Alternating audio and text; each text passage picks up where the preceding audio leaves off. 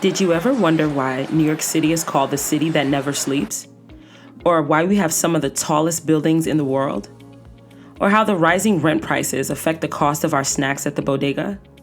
I'm sure we all have a bunch of questions about the world around us, and that we may wonder how the answers to those big questions may affect our lives.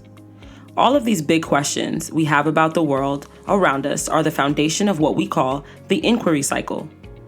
The inquiry cycle is driven by one's own curiosity, wonder, interest, or passion to understand an observation or to solve a problem. Before the inquiry cycle begins, we think of an intriguing idea or issue that we may be interested in exploring. For example, one thing that's unique to New York City is our complex subway system that many students use to travel to school each day. From that observation, I may ask an open-ended question like, how might the New York City subway system impact student attendance at my school?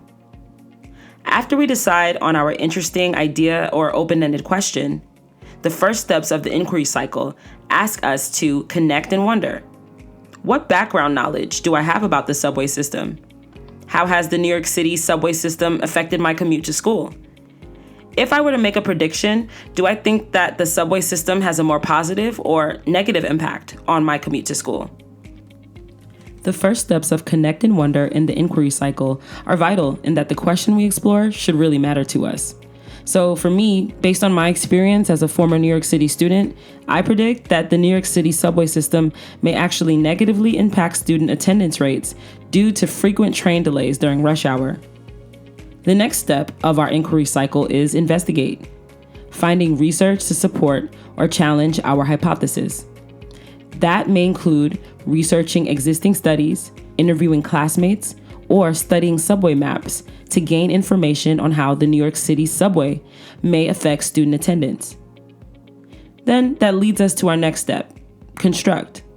Between our background knowledge and research we conducted on the New York City subway system, what conclusions can I draw about how the subway system affects school attendance? What are all the reasons why attendance rates might be negatively impacted by the New York City subway system? In this part of the cycle, I will make my claim. The next step in our inquiry cycle is express. How can we take what we learned about our topic and express our learning in a new way? Maybe I want to create a video, song, podcast, write an essay, or make a presentation about how the subway system affects our school's attendance rates. Applying my learning in a new context can bring about new findings and connections. From those new discoveries, I'll land at my final step, reflection. What did I learn through the inquiry cycle about my topic and about my own inquiry skills? How does that understanding of the learning process affect the way I think about the world around me? Going back to my hypotheses that the New York City subway system would likely negatively impact attendance rates, I may ask myself, are there other factors of being a New York City student that can impact school attendance rates? What new questions and ideas may I explore? So that's the inquiry cycle in a nutshell. Inquiry is quite simply a systematic investigation into a problem, issue, topic, or idea. This approach actively involves students driving their own learning, while teachers and other classroom leaders teach the necessary skills and help to facilitate that process.